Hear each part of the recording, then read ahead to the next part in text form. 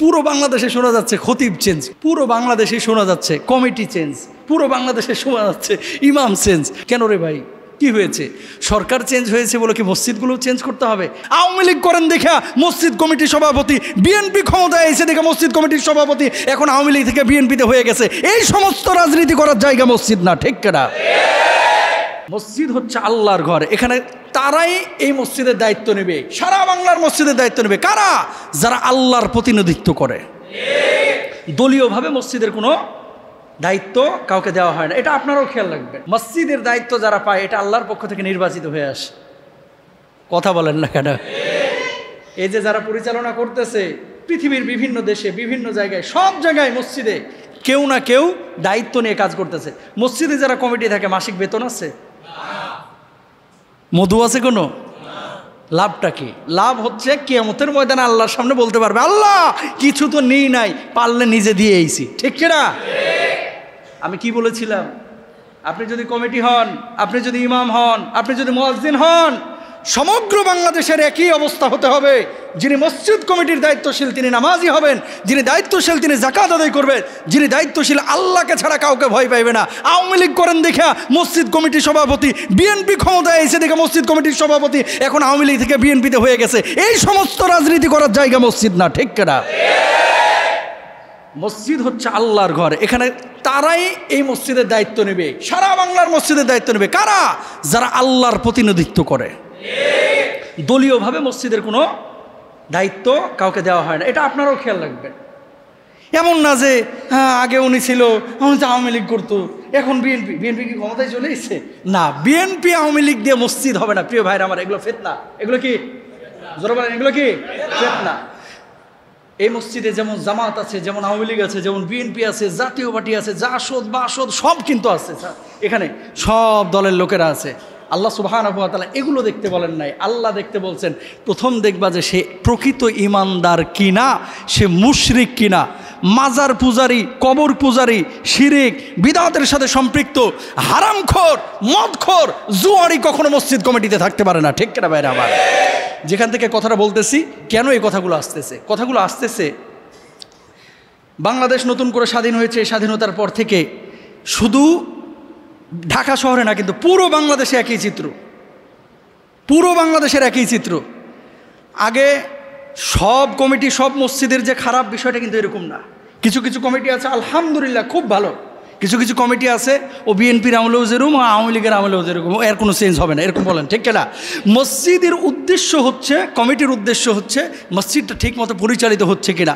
আর সেই কমিটির মধ্যে বৈশিষ্ট্য কী কী থাকতে হবে? 5টা। 1 নম্বর হচ্ছে আল্লাহর প্রতি ঈমান আনছে কিনা, বিল্লাহি ওয়াল ইয়াউমিল আখির। 2 নম্বর হচ্ছে আখিরাতের প্রতি বিশ্বাস স্থাপন করেছেন কিনা। 3 নম্বর ওয়া আকামাস সালাত, নামাজ কায়েমকারী কিনা, নামাজ নিজে পড়ে, অন্যকে পড়তে বলে। ওয়া আতাজ যাকাত, যাকাত আদায় করে কিনা।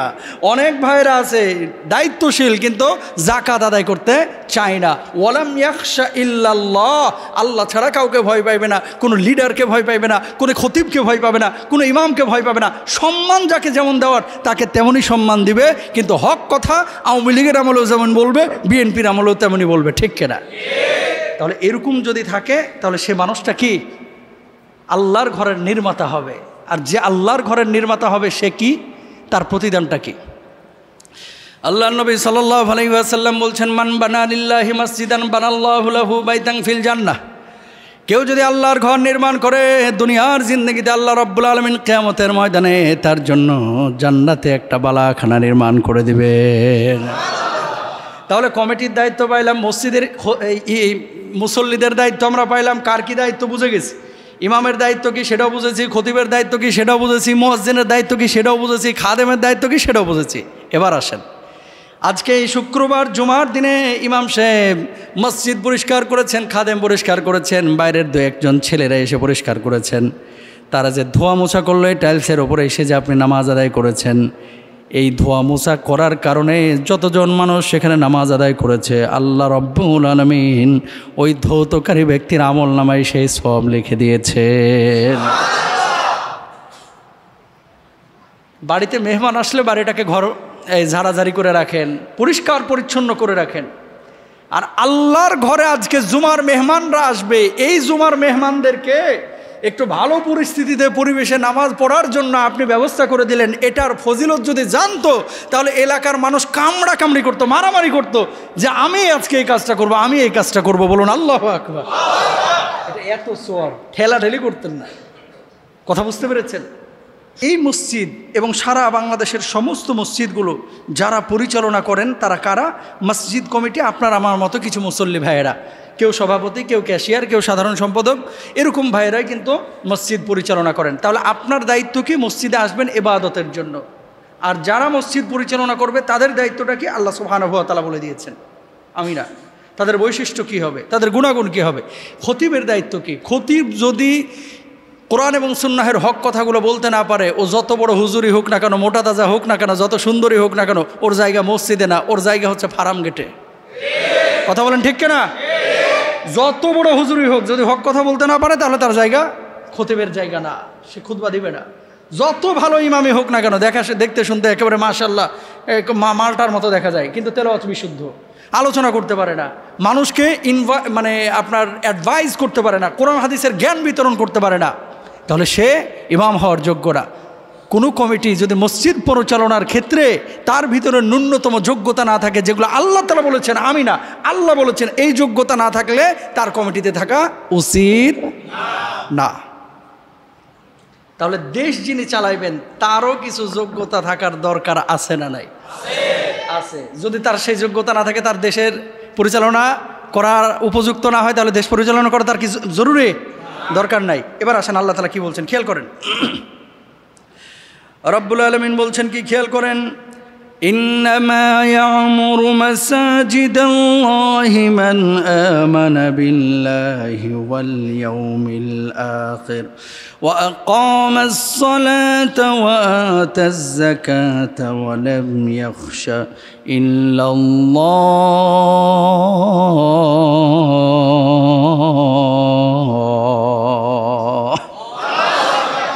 আল্লাহ রাব্বুল আলামিন বললেন, যারা মসজিদ নির্মাণ করবে, যারা মসজিদ বানাবে, মসজিদের নির্মাতা যারা, এদের 5টা বৈশিষ্ট্য থাকা লাগবে। 1 নম্বর হচ্ছে আল্লাহর প্রতি ঈমান আনবে, মান আমানা বিল্লাহ ওয়াল ইয়াউমিল আখির, আখিরাতের প্রতি ঈমান আনবে। ওয়া আকামাস সালাহ, ওই মানুষগুলো নামাজ কায়েম করবে। ওয়া আতাজ যাকাত, তারা যাকাত আদায় করবে। ওয়া লাম ইয়াখশা ইল্লাল্লাহ,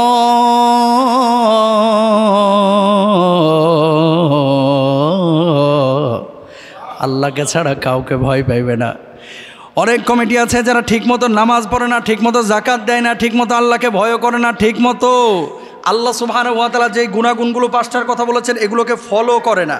তার মানে কি, দায়িত্ব আল্লাহ রাব্বুল আলামিন তারা দিয়েছেন, সেই দায়িত্ব ঠিকমতো পালন করতে পারলেন না, আল্লাহ রাব্বুল আলামিনের আদালতে তাদেরকেও দাঁড়াইতে হবে, ঠিক কিনা?